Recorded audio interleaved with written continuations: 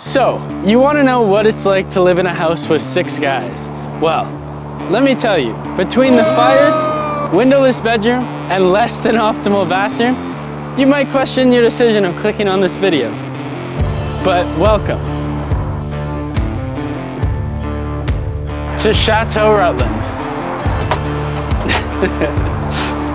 Oh yeah, I don't actually have a key to this house, which you might think is a bad thing, but considering that there's 6 of us living here, it means that there's always someone around.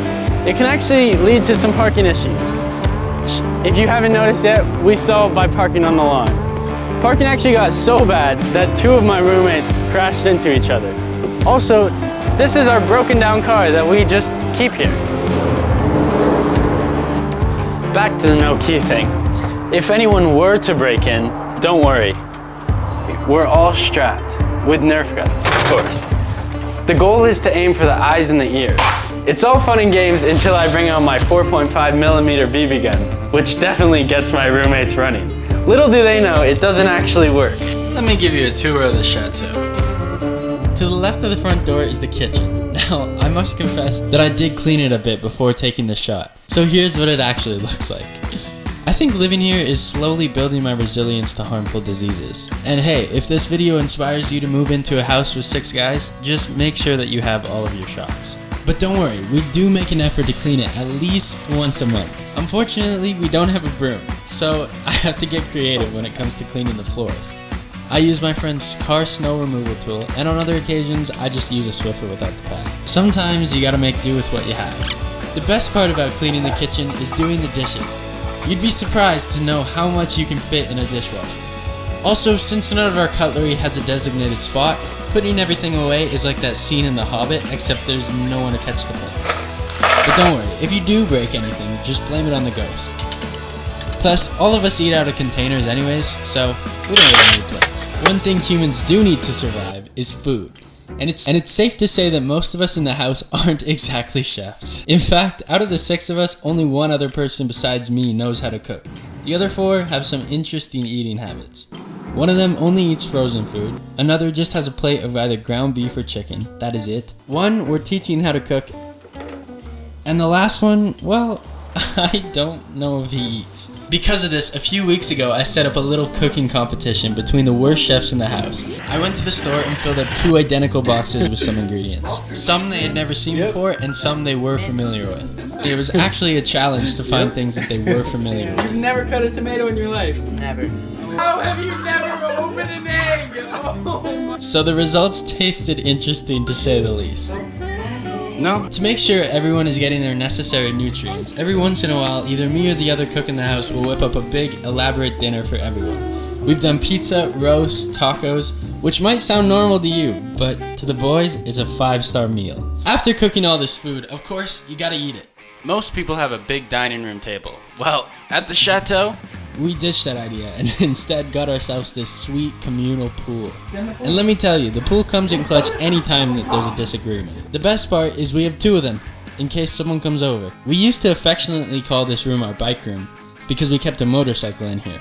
But since summer came, we opted for the pools. When we did have the motorcycle in here, it was leaking gas, effectively making this room a gas hotbox. Lesson learned, if you're gonna keep your motorcycle in the dining room, make sure to empty the gas tank. Plus, then you'll have a 12-liter jug of gas. The key to fire safety is to know your environment. For example, I know that our house doesn't have a fire alarm. It's actually probably a good thing, because between the burnt food and smoking in the kitchen, it would constantly be going off. Plus, sometimes I prank my roommate by casually lighting paper towel on fire. But of course, we keep our big fires outside. 6 boys produce a surprisingly large amount of cardboard. So every once in a while, when the cardboard gets too big for the recycling, we pack the cars and sacrifice our enemies. If that doesn't work, sometimes you just gotta do a garbage run. Besides fire safety is actual safety. And if you ever come to the chateau, just know that there's a first aid kit on the fridge. There's just not much in it. After passing through the dining room, you'll find yourself in what I like to call the war room.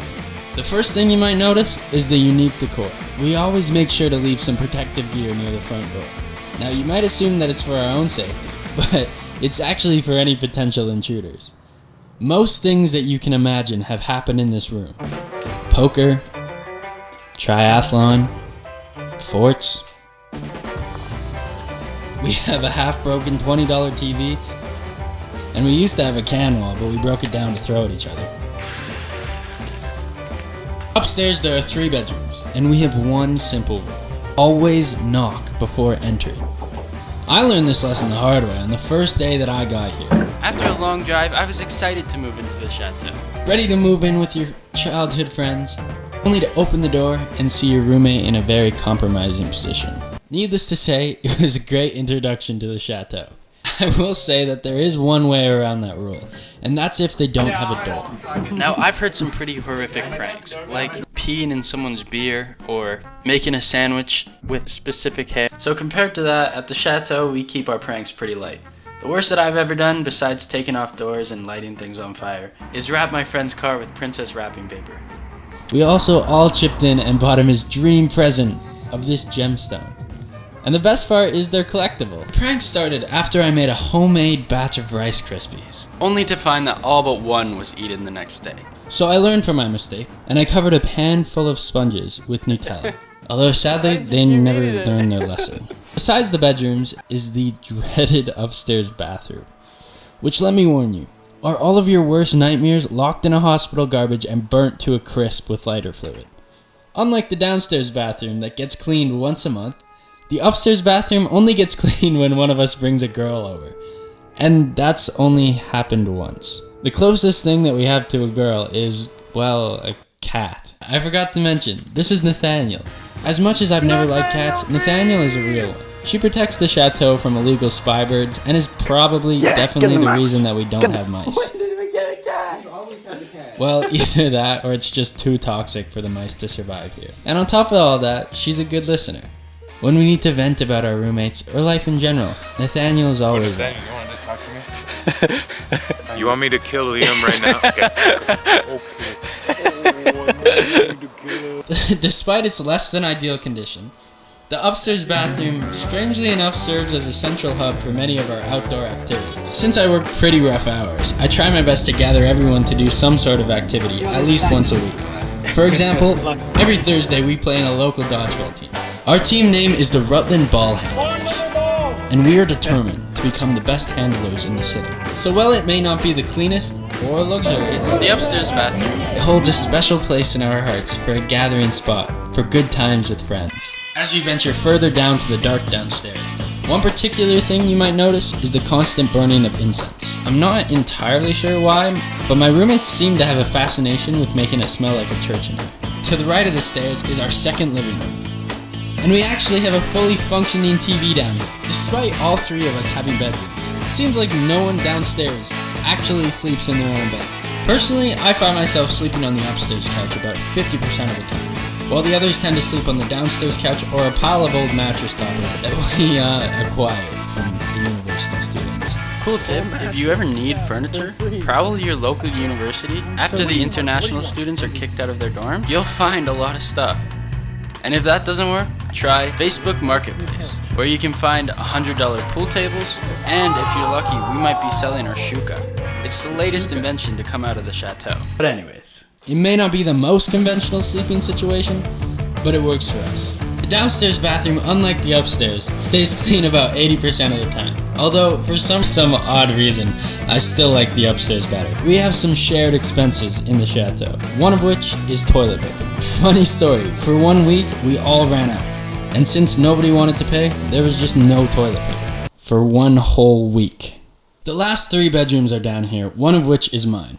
Did I mention that I'm also living here illegally? Ah, yes, the windowless bedroom. Well, sort of. I found this portal that goes to this enchanted forest. I used to listen to white noise to fall asleep, but now, between the laundry room shaking the right wall and my shared wall allowing me to hear my roommate and his friend applauding to movies, I no longer need white noise to sleep. When I moved in, I had an air mattress and $200. 100 of which I bought this desk and these Walmart plants that have been living down here for the past 4 months. My biology nerd friend keeps telling me that they're not producing oxygen. It's actually a problem. There's no ventilation in this room, so when the laundry machine is on, it sometimes smells like soap for days. But we keep it cheap at the chateau. Rent is only $400. And after finally finding a job, I was able to afford this sick drum set, which I'm hoping to play at one of my concerts. But that's another story. Besides the lack of heat, concrete walls, and bedroom, laundry room, there's a lot. The chateau is pretty awesome. Between the girl drama, dodgeball, bull riding, I think it would be a pretty cool TV series. But anyways, let me know what you think, and I'll see you on the next adventure. Oh. Why? Ah!